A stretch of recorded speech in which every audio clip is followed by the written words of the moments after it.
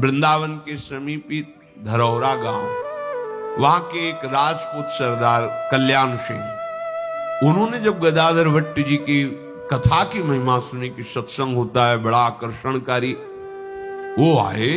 ऐसा प्रभाव पड़ा कि अब वो कथा का ही चिंतन करते हुए फिर दूसरे दिन का फिर वो तो कथा के रसिक हो गए।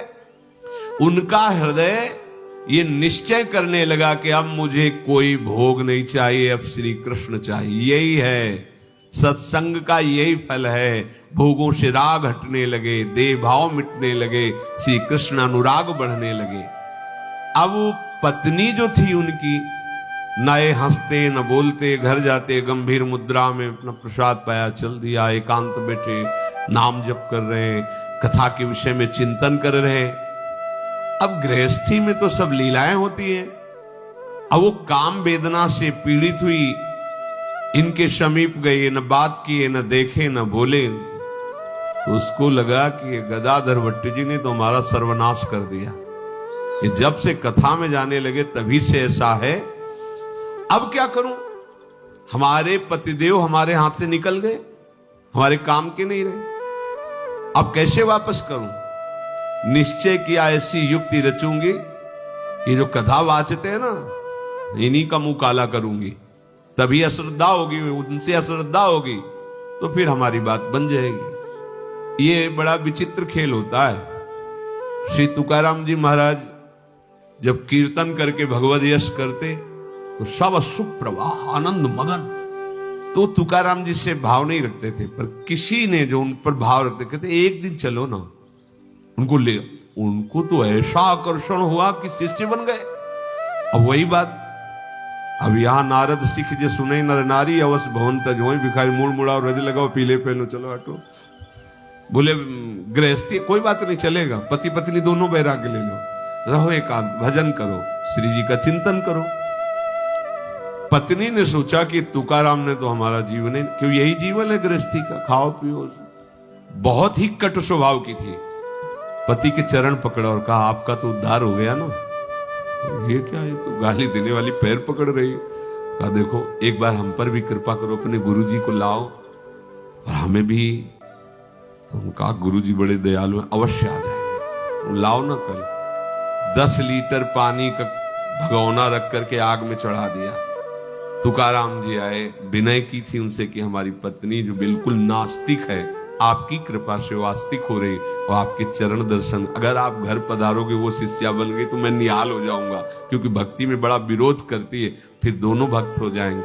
सहज संत करुणामय आ गए, आसन पे बैठा लाओ आई, प्रणाम किया, अहो भाग्य आप पधारे। जैसे दुश्मन को नहीं देखा जाता, ऐसे यही है जो हमारा सब सुख नष्ट कर दिया।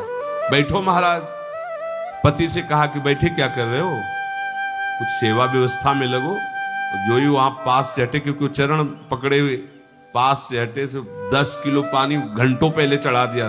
पानी ऐसे खौल रहा था, खौलता हुआ पानी लाए, ऊपर से तुकाराम जी के डाल दिया। हमने वाणी पढ़ी तुकाराम जी, वो विठल से कह रहे देख लो कैसा जल रहा हूं, मतलब भयंकर पीड़ा। ये पेमेंट मिलती है दूसरे के हृदय में भक्ति संचार करने की। क्या?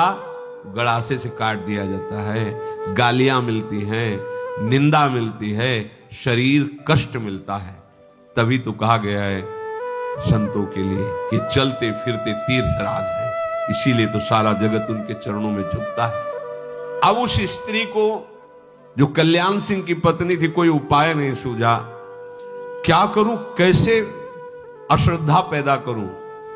तो कल्याण सिंह की स्त्री नहीं, जिसका कल्याण होना होता है उसके लिए माया सोचती क्या करूं क्या करूं, अब ये तो हाथ से निकला जा रहा है। हर जाल फेंकेगी, जो फिसड्डी होते हैं वो फिसल जाते हैं, जो दृढ़ी होते हैं वो आगे निकल जाते हैं। वो बैठे सोच ही रही थी कि एक मांग रही थी कुछ दे दो कुछ दे दो, और गर्भवती थी। बुलाया अच्छा क्या चाहिए तेरे को?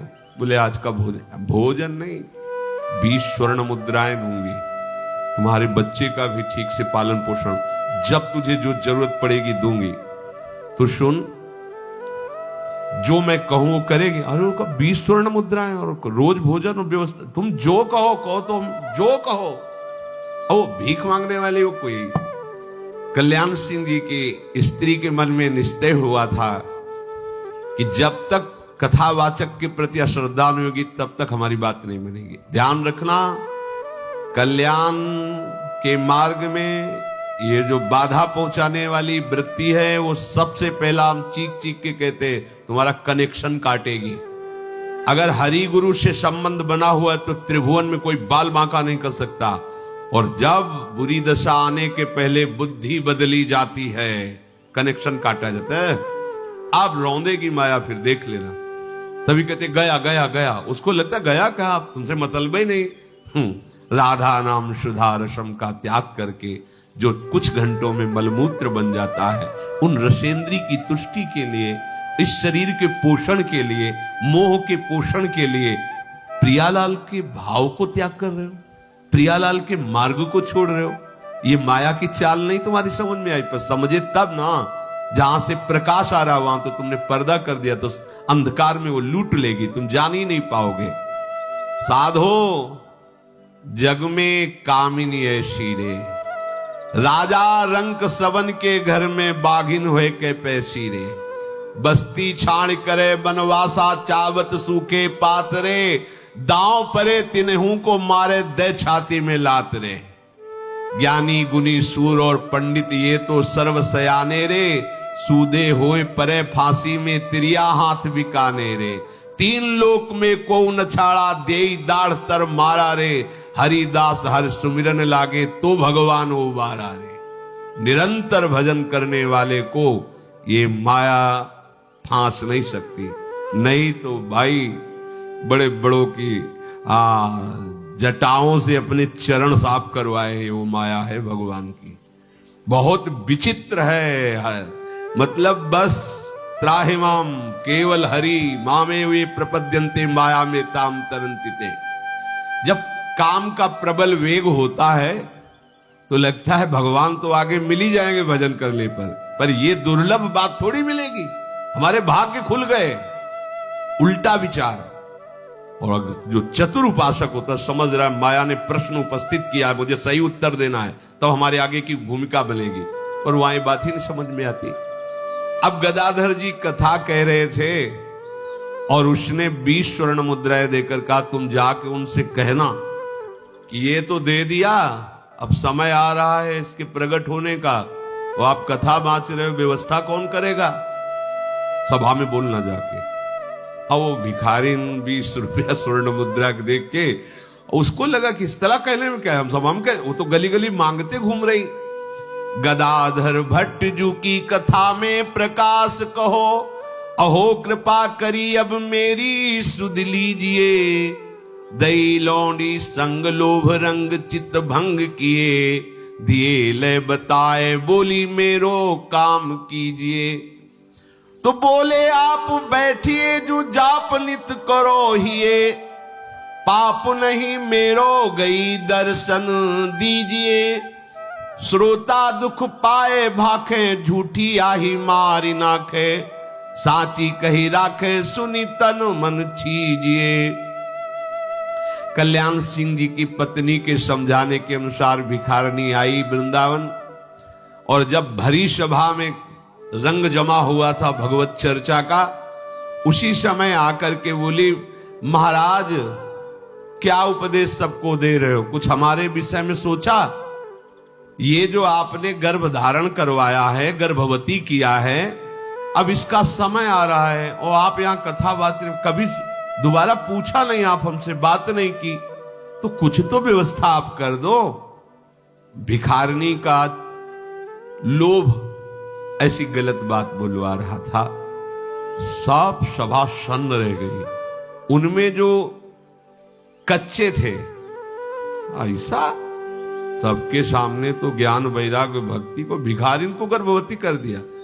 अरे ऐसे लीला ऐसे है, सब पाखंड का बोलबाला है, उठे चल दिए। जो सच्चे थे उन्होंने कहा इसको जान से मार डालेंगे। ये हमारे गुरुजी के प्रति ऐसा कैसे बोल गई, ये धूर्त है, ये कोई छल है, कोई नाटक किया जा रहा है, मैं इसे जान।